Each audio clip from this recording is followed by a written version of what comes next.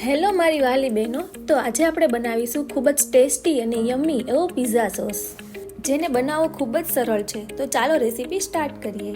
Pizza sauce બનાવવા માટે 2 ચમચી જેટલું તેલ લીધું છે, સ્વાદ અનુસાર મીઠું, લસણ, વ્હાઈટ બટર, 2 ચમચા જેટલો કેચઅપ, 4 નંગ ટામેટા, 3 નંગ જેટલી ડુંગળી, 2 ચમચી ઓરેગાનો ને 2 ચમચી ચીલી ફ્લેક્સ લીધા છે.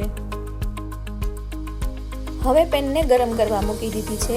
તેમાં 2 ચમચી જેટલું તેલ ઉમેરીશું. હવે મેં તેમાં 1 ચમચી જેટલું બટર ઉમેરેલું છે. બટર એકદમ ઓપ્શનલ છે, જો તમારે ઉમેરવું હોય તો ઉમેરી શકો અને ના ઉમેરવું હોય તો પણ ચાલશે. તેલ અને બટર ગરમ થઈ જાય એટલે તેમાં લસણ ઉમેરવાનું છે. લસણને થોડું સાતળવાનું છે. ત્યાર પછી તેમાં ડુંગળી ઉમેરવાની છે. હવે બંનેને ધીમા તાપે ચડવા દેવાના છે. ત્યારબાદ ટમેટું ઉમેરીશું. હવે તેમાં મીઠું ઉમેરી બરાબર મિક્સ કરી ગેસની ફ્લેમ ધીમી કરી દઈએ અને 2 મિનિટ સુધી તેને ચડવા દેવાનું છે. હવે 2 મિનિટ થઈ ગઈ છે અને આપ જોઈ શકો છો કે ડુંગળી અને ટામેટા પણ બરાબર બફાઈ ગયા છે. હવે તેમાં ઓરેગાનો અને ચીલી ફ્લેક્સ ઉમેરી દઈશું.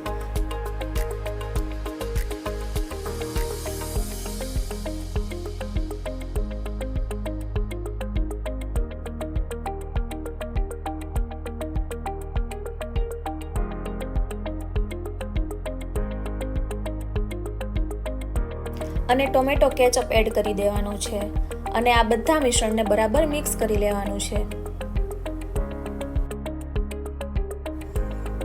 હવે ગેસની ફ્લેમ બંધ કરી આ મિશ્રણને બરાબર ઠંડુ કરી લેવાનું છે. પછી તેને મિક્સર જારમાં એડ કરી તેને ક્રશ કરી લેવાનું છે.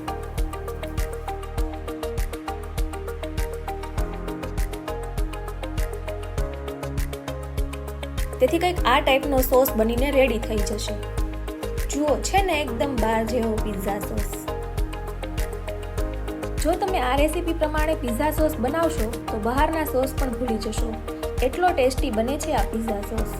જો તમને અમારી રેસીપી પસંદ આવી હોય તો અમારા વિડીયોને લાઈક કરો, શેર કરો, અમારી ચેનલને સબસ્ક્રાઈબ કરો અને બેલ આઇકન દબાવો, જેથી અમારી રેસીપી તમારા સુધી સૌથી પહેલાં પહોંચી શકે.